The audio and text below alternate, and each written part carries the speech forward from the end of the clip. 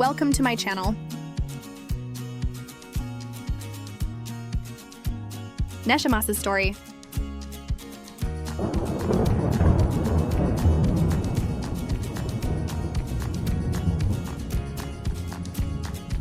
He stood head and shoulders above every other man in Israel.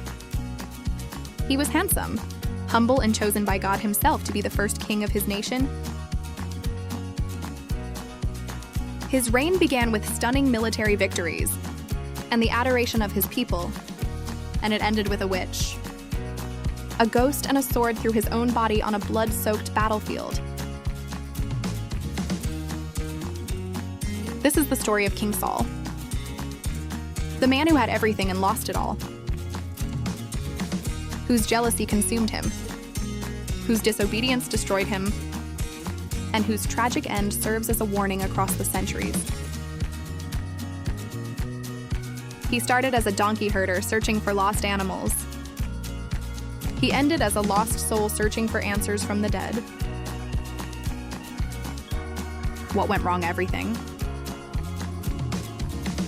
Israel had never had a king. From the time of Moses through the period of the Judges, God himself had been Israel's king. He led them with pillars of cloud and fire. He spoke through prophets and priests.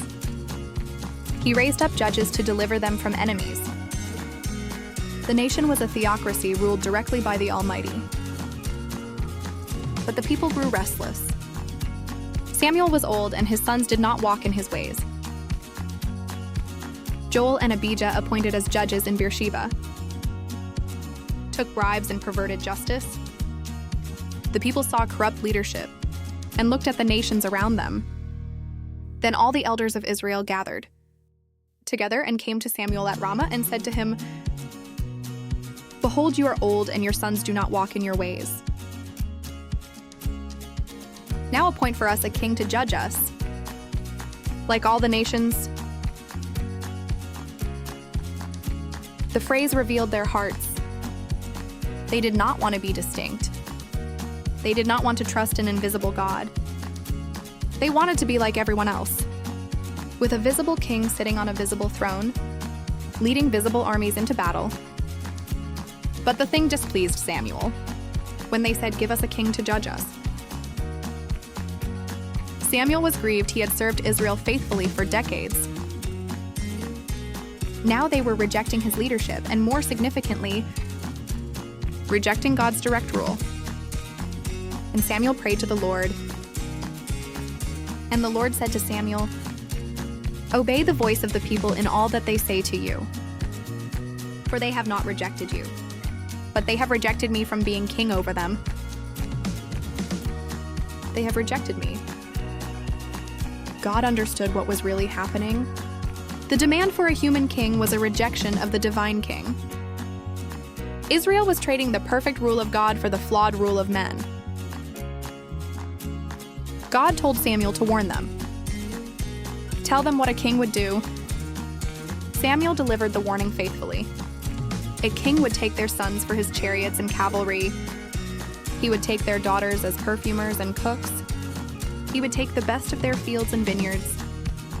He would take a tenth of their grain and flocks. He would take their servants for his own use. And in that day you will cry out because of your king, whom you have chosen for yourselves, but the Lord will not answer you. In that day, the warning was stark. They would regret this choice. They would cry out under the burden of royal taxation and conscription. But God would not reverse their decision. But the people refused to obey the voice of Samuel, and they said, "No, but there shall be a king over us, that we also may be like all the nations, and that our king may judge us and go out before us and fight our battles." They wanted a king to fight their battles. They had forgotten that God had always fought their battles.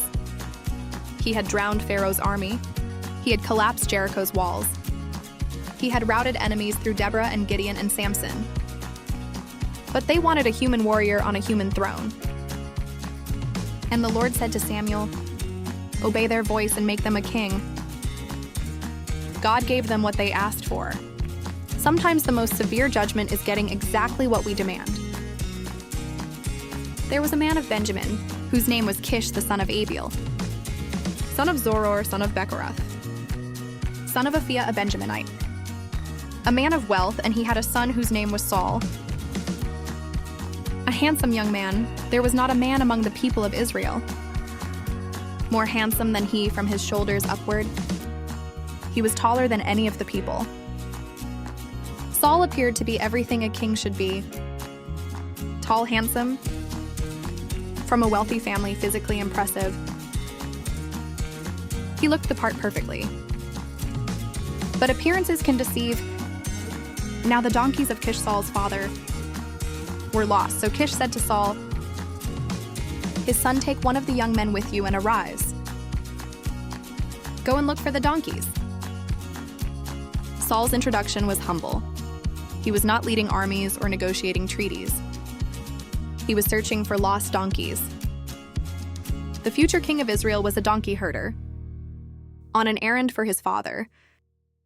They searched through the hill country of Ephraim, through Shalisha, through Shalem, through Benjamin, no donkeys. Saul was ready to give up and go home, before his father started worrying about them instead of the animals. But his servant suggested they consult Samuel, the man of God in a nearby town. Perhaps the prophet could tell them where to find the donkeys. What they did not know was that God had already spoken to Samuel. Now the day before Saul came, the Lord had revealed to Samuel, tomorrow about this time, I will send to you a man from the land of Benjamin, and you shall anoint him to be prince over my people Israel. He shall save my people from the hand of the Philistines. For I have seen my people because their cry has come to me. God had chosen Saul, despite the people's sinful demand, despite the rejection of divine rule. God would work through human kingship. He would give Israel a king who could deliver them from the Philistines. When Samuel saw Saul, the Lord told him, here is the man of whom I spoke to you. He it is who shall restrain my people. Samuel invited Saul to a feast, gave him the place of honor, and the next morning took him aside privately. Then Samuel took a flask of oil and poured it on his head and kissed him, and said, has not the Lord anointed you to be prince over his people Israel? And you shall reign over the people of the Lord, and you will save them from the hand of their surrounding enemies. Saul was anointed. The oil poured over his head marked him as God's chosen. The Spirit of God would rush upon him. He would be changed into another man. By the way, if you find any of these videos interesting or enjoyable, please consider subscribing. These take a long time to make, and it really helps out the public. Selection came at Mizpah. Samuel gathered all Israel and cast lots to identify the king God had chosen. The lot fell to the tribe of Benjamin, then to the clan of Matri, then to Saul the son of Kish. But when they sought him, he could not be found. Saul was hiding. The man chosen to lead Israel was concealed among the baggage, too timid or too overwhelmed to step forward. They had to search for him and bring him out. And when he stood among the people, he was taller than any of the people, from his shoulders upward. And Samuel said to all the people, do you see him whom the Lord has chosen? There is none like him among all the people. The people shouted, long live the king. The reign began with promise. When Nahash the Ammonite besieged Jabesh Gilead and demanded to gouge out the right eye of every inhabitant, the Spirit of God rushed upon Saul. His anger was kindled. He cut a yoke of oxen in pieces and sent them throughout Israel, with the message, whoever does not come out after Saul and Samuel, so shall it be done to his oxen. 330,000 men assembled, they crushed the Ammonites. Saul's first military campaign was a stunning success. Then Samuel said to the people, come, Let us go to Gilgal and there renew the kingdom." And all the people went to Gilgal, and there they made Saul king before the Lord. In Gilgal, the kingdom was established. The king was crowned, the future looked bright. But cracks were already forming. Saul had reigned 2 years over Israel, when he selected 3,000 men for his standing army. Jonathan, his son, attacked the Philistine garrison at Gibeah. The Philistines responded by assembling a massive force: 30,000 chariots, 6,000 horsemen and troops like the sand on the seashore. The Israelites were terrified. They hid in caves among rocks, in tombs and cisterns. Many fled across the Jordan. Those who remained with Saul at Gilgal trembled with fear. Samuel had told Saul to wait 7 days, for him to arrive and offer sacrifices before battle. Saul waited, the 7 days passed. Samuel did not come, the army was melting away. Saul's fear grew. So Saul said, "Bring the burnt offering here to me and the peace offerings." And he offered the burnt offering. Saul took matters into his own hands. He performed the priestly function that was not his to perform. He offered the sacrifice that only Samuel should have offered. As soon as he had finished offering the burnt offering, behold, Samuel came. Samuel arrived immediately after Saul's disobedience. The timing was precise. The test had been failed. Samuel said, "What have you done?" Saul made excuses. The people were scattering. Samuel was late. The Philistines were gathering. He felt compelled to act, and Samuel said to Saul, "You have done foolishly. You have not kept the command of the Lord, your God, with which he commanded you. For then the Lord would have established your kingdom over Israel forever. But now your kingdom shall not continue. The Lord has sought out a man after his own heart, and the Lord has commanded him to be prince over his people.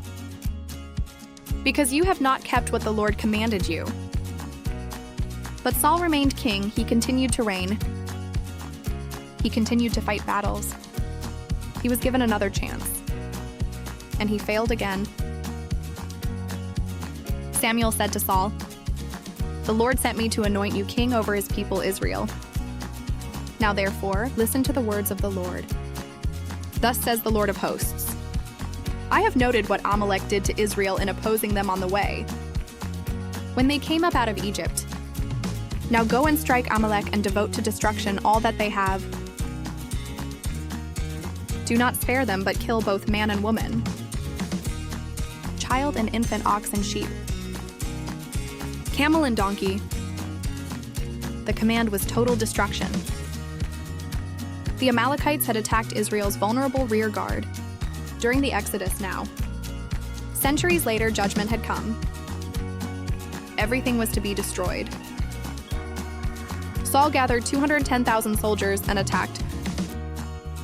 He defeated the Amalekites from Havilah to Shur. The victory was complete, but Saul and the people spared Agag, the king of the Amalekites, and the best of the sheep and of the oxen, and of the fattened calves and the lambs, and all that was good, and would not utterly destroy them. All that was despised and worthless they devoted to destruction. Partial obedience, selective compliance. They destroyed what was worthless, but kept what was valuable. They killed the common soldiers, but spared the king. They followed God's command, except where it conflicted with their own desires. The word of the Lord came to Samuel. I regret that I have made Saul king, for he has turned back from following me and has not performed my commandments. God regretted the word, expressed deep grief. Not surprise or change of plan. God was grieved by Saul's rebellion, and Samuel was angry, and he cried to the Lord all night. Samuel's anger burned. He spent the night in prayer, wrestling with the implications of Saul's failure. In the morning, Samuel went to confront the king. And Samuel came to Saul, and Saul said to him, "Blessed be you to the Lord. I have performed the commandments of the Lord. I have performed the commandments of the Lord." Saul actually believed he had obeyed himself. Deception was complete. And Samuel said, "What then? Is this bleating of the sheep in my ears, and the lowing of the oxen that I hear?" The evidence of disobedience was audible. The animals Saul claimed to have destroyed were making noise in the background. Saul said, "They have brought them from the Amalekites." For the people spared the best of the sheep and of the oxen to sacrifice to the Lord, your God, and the rest we have devoted to destruction. The excuses flowed, the people did it. We kept them for sacrifice. We destroyed the rest. Saul blamed others and cloaked his disobedience in religious language. Then Samuel said to Saul, "Stop. I will tell you what the Lord said to me this night." Samuel silenced him. The time for excuses was over. And Samuel said, "Though you are little in your own eyes, are you not the head of the tribes of Israel?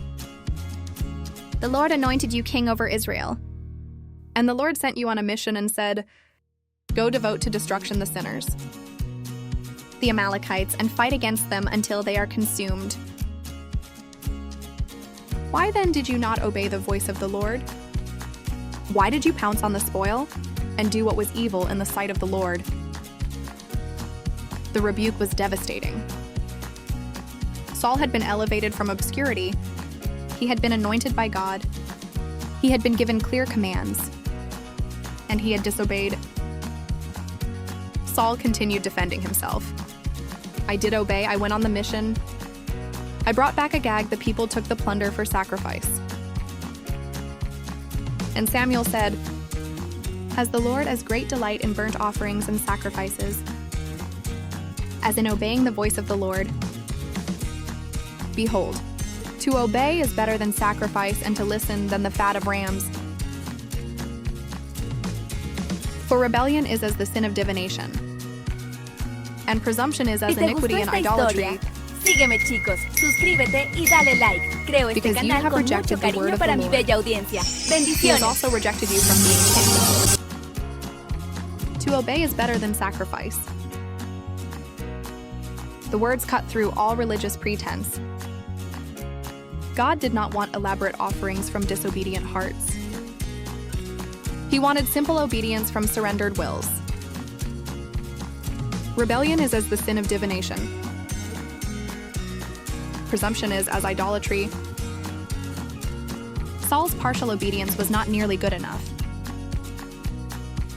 It was categorically evil, equivalent to the worst sins of the pagans, because you have rejected the word of the Lord. He has also rejected you from being king. Rejected? The verdict was final. Saul would continue to sit on the throne, but he was no longer God's chosen king. Saul said to Samuel, "I have sinned, for I have transgressed the commandment of the Lord and your words, because I feared the people and obeyed their voice." Finally, an admission, but the confession came too late, accompanied by blame shifting. "I feared the people, I obeyed their voice." Even in confession, Saul deflected responsibility. "Now therefore, please pardon my sin and return with me that I may bow before the Lord." Saul's concern was public perception. He wanted Samuel to appear with him to maintain the illusion of divine favor before the people. His focus was still on image rather than substance. And Samuel said to Saul, "I will not return with you, for you have rejected the word of the Lord. And the Lord has rejected you from being king over Israel." As Samuel turned to go away, Saul seized the skirt of his robe, and it tore. And Samuel said to him, "The Lord has torn the kingdom of Israel from you this day, and has given it to a neighbor of yours, who is better than you, The torn robe became a symbol. The kingdom was torn from Saul. Another king had been chosen. Someone better was coming. Samuel went to Bethlehem and anointed David, the youngest son of Jesse, a shepherd boy with ruddy cheeks and beautiful eyes. The Spirit of the Lord rushed upon David from that day forward. But the Spirit of the Lord departed from Saul, and a harmful spirit from the Lord tormented him. The contrast was stark. David received the Spirit. Saul lost it. David was empowered. Saul was tormented. Saul's servants suggested music therapy. They found a skillful player, a young man named David, who could soothe the king when the harmful spirit came upon him. Whenever the harmful spirit from God was upon Saul, David took the lyre and played it with his hand. So Saul was refreshed and was well, and the harmful spirit departed from him. David entered Saul's service, not knowing that he had already been anointed to replace the king. He served. Saul loved David and made him his armor bearer. Then came Goliath. The Philistine champion terrified all Israel. For 40 days, no one would face him. Saul, who stood head and shoulders above everyone else, cowered in his tent. David, bringing supplies to his brothers, heard the giant's challenge and was outraged. He volunteered to fight. Saul tried to give him his own armor, but it did not fit. David went out with a sling and 5 smooth stones. David put his hand in his bag and took out a stone and slung it, and struck the Philistine on his forehead. The stone sank into his forehead, and he fell on his face to the ground. The giant fell.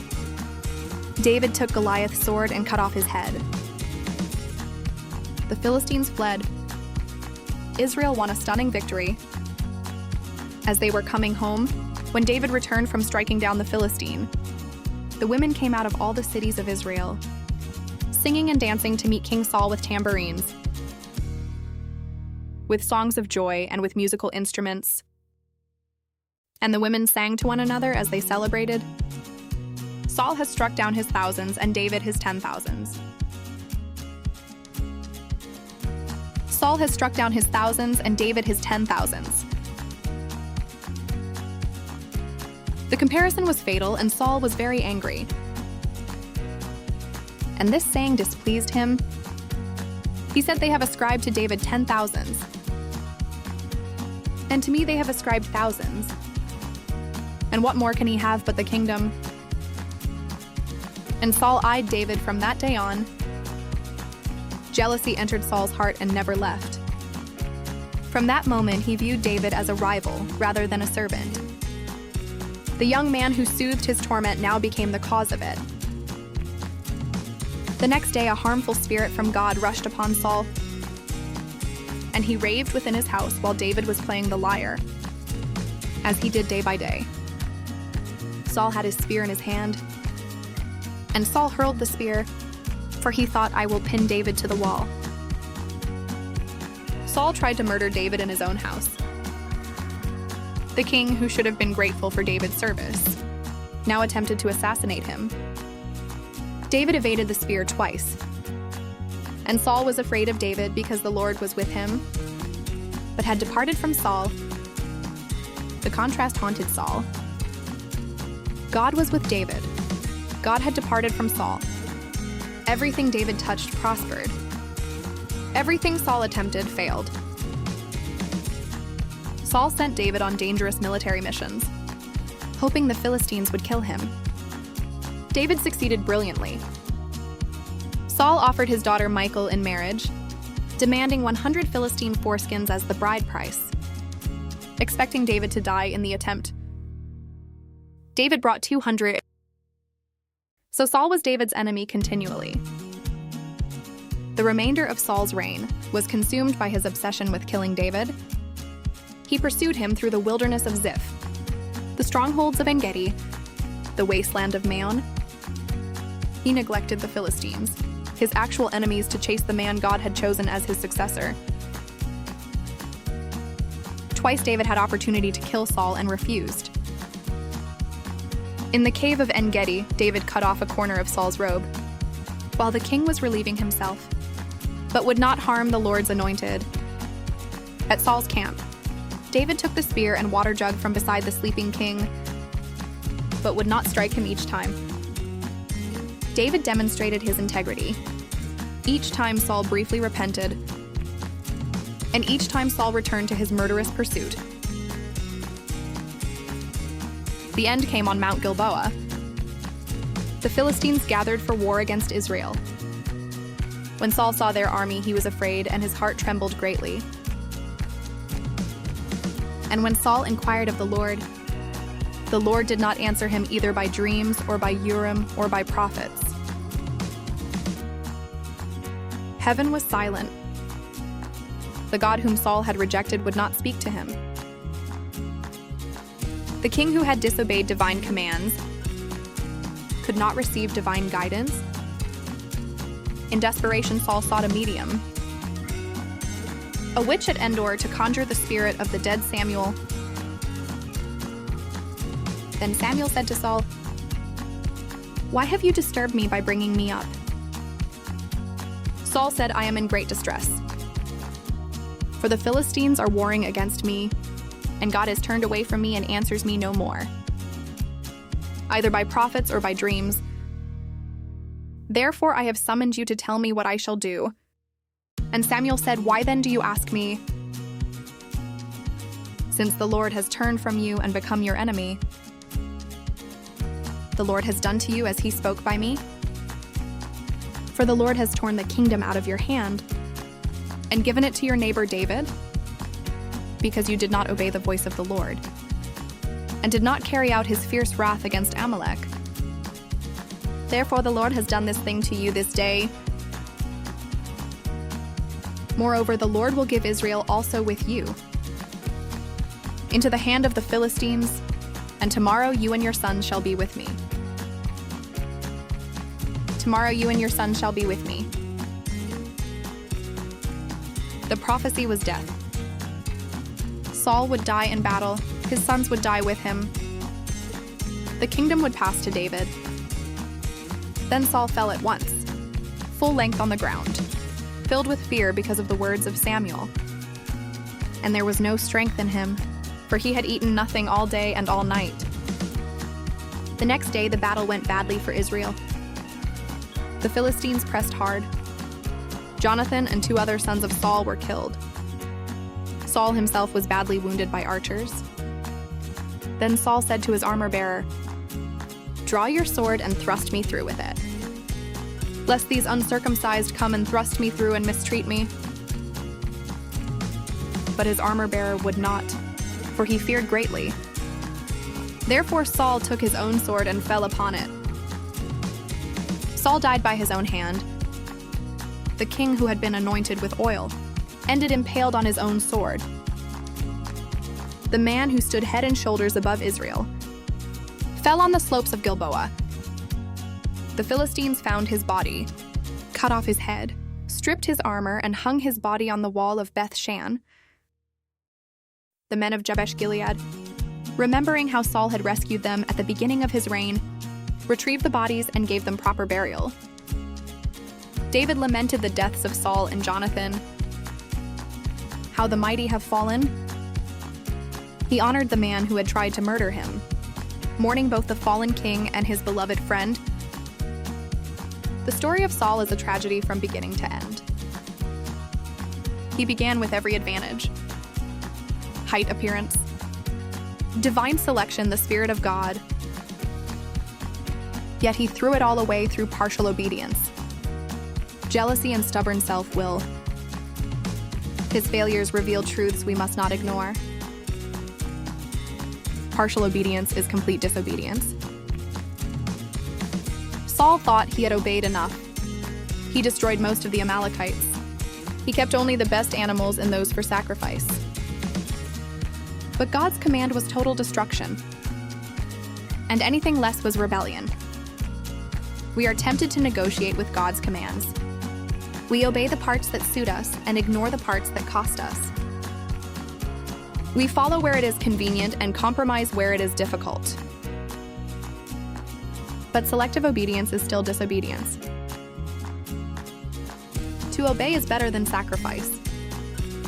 Religious activity cannot substitute for submission to God's will. Saul offered the animals he should have destroyed, thinking worship would cover disobedience. It did not. God wants our hearts surrendered, not our rituals performed. Jealousy destroys from within. Saul had everything: kingship, victory, a loyal servant in David. But the moment he heard women singing David's praises, jealousy took root and consumed him. He spent the rest of his life pursuing the wrong enemy. The Philistines threatened his kingdom, while he chased the man who would actually protect it. Rejected grace leads to deeper darkness. After Saul's failures, he did not humble himself and seek restoration. He did not learn from his mistakes. Instead, he hardened his heart, pursued David, and eventually sought guidance from a witch. Rejection of God's correction leads to increasingly desperate and wicked choices. The contrast with David is intentional. David sinned terribly. He committed adultery and murder. But when confronted by the prophet Nathan, David's response was immediate and complete.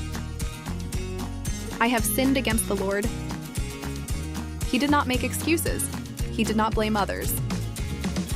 He took full responsibility and threw himself on God's mercy. Saul made excuses. David made confession. Saul feared the people. David feared the Lord. Saul sought to preserve his image. David sought to restore his relationship.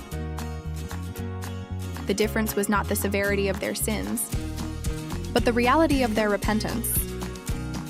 God is not looking for perfect people. He is looking for people after his own heart. People who respond to conviction with humility, who value relationship over reputation, who would rather be right with God than appear righteous to others. Saul could have been that man. He could have humbled himself after Gilgal. He could have repented fully after the Amalekite failure. He could have embraced David as God's chosen, rather than pursuing him as his enemy. But he chose his own way, and his way led to a witch's tent. A battlefield slaughter and a sword through his own stomach. The warning echoes through the centuries. How the mighty have fallen. Do not fall with him, the story of King Saul.